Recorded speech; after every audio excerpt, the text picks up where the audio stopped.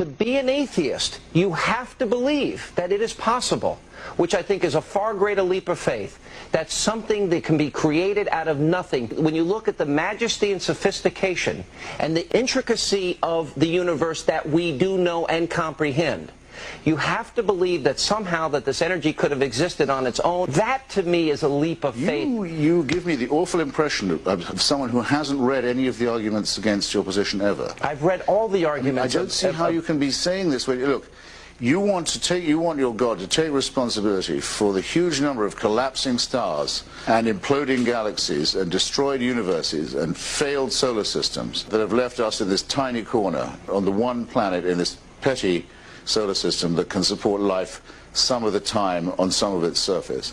And you want a creator who's filled this Earth with species since life began, 99% of which are now extinct already.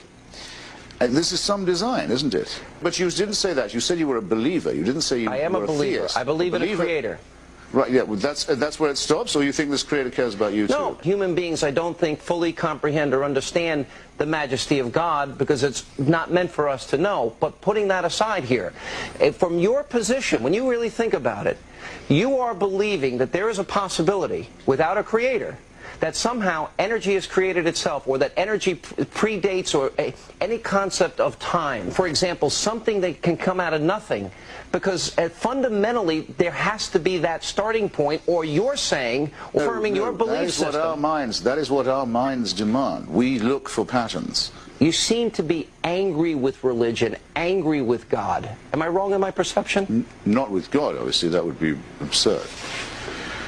But yes, I mean, my book expresses, I would rather say, contempt and hostility to this constant religious intimidation and clerical bullying to which we're being subjected. My book is part of an attempt to arrange and organize a pushback against this, whether it's the parties of God destroying Iraqi civil society, or bigots in America trying to have pseudoscience taught in our schools, or a pope who says that AIDS may be bad, but limbo, by the way, may have been a mistake, but let's talk about hell, and anyway, AIDS isn't as bad as condoms. We have enough of people who think, like you, that they know what God wants and that they've got God on their side. Well, I hope you're not comparing. That they can tell us to do it. That they can tell us. Well, they can tell us what to do or what to think in this way. I don't care. Yeah, yes, I am very. There is hostility here, but I will tell you this: you are right, and I agree with actually many of the observations you made about how religion has been perverted and how it is being used for destruction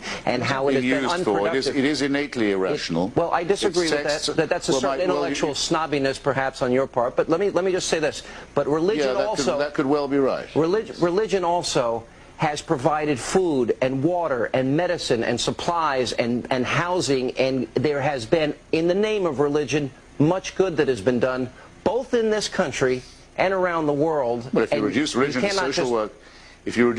social work, well, so does USAID do all that. Actually, a secular organization, actually rather more convincingly. Most of the great philanthropists of the United States have been atheists. It doesn't prove that atheism is correct.